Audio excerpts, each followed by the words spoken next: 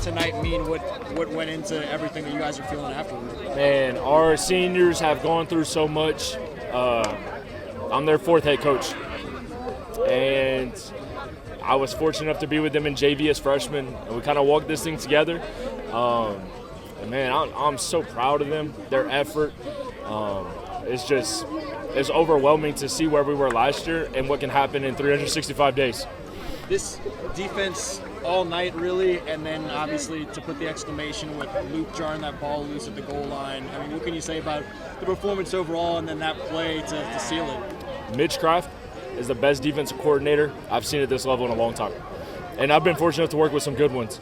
What he does on a consistent basis, I mean, heck, we see it every day in practice. It makes us better.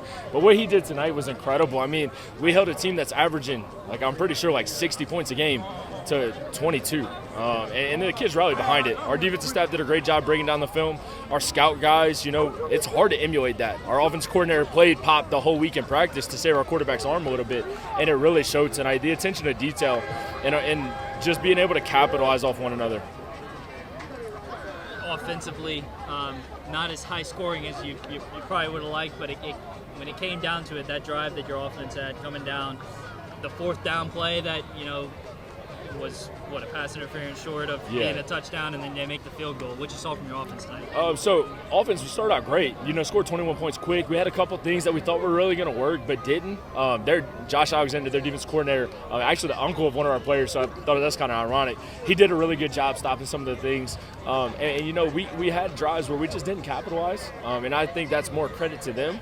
And at the end of the day, the 4th and 28, we get the flag. We work kicking extra points and field goals every day to end practice. Yesterday, we actually ended with one about in that same spot, and I don't think it's ironic that's how we ended up winning tonight. Braylon and Pop, I mean, they both worked their magic at times tonight. Pop had the long touchdown run. Braylon had a couple catches.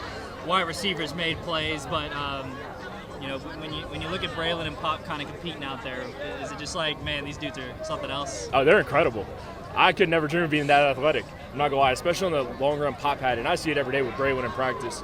But I think tonight was more about LCA versus Evangel than it was them versus each other. Just because, it's a total team thing, and that's one thing I kind of preach to our guys. This week, you heard a lot about, their quarterback and Casey, and they're phenomenal. And you got Dede at running back, or Dede, whatever, and Drake, number 6, number 30, going to Arkansas. They have some incredible players. And nobody really highlighted a lot of our guys, which I was cool with, because we focus on the team. Braden, I feel, is one of the best receivers in America, and he's going to Oklahoma for a reason.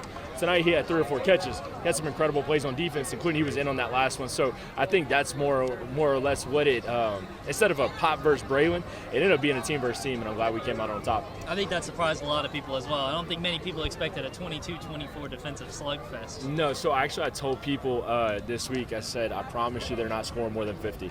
I didn't think they would score half of that, because they have an incredible offense. Coach Kramer, Hagan, their offense coordinator, great guy, schemes up some incredible stuff. I mean, I wouldn't dare put my quarterback at 9 yards, but they found a way to make it work. And it was able to alleviate some pressure on their offensive line, and it really opened up some things. But our defense got after them all night, and it really, really helped.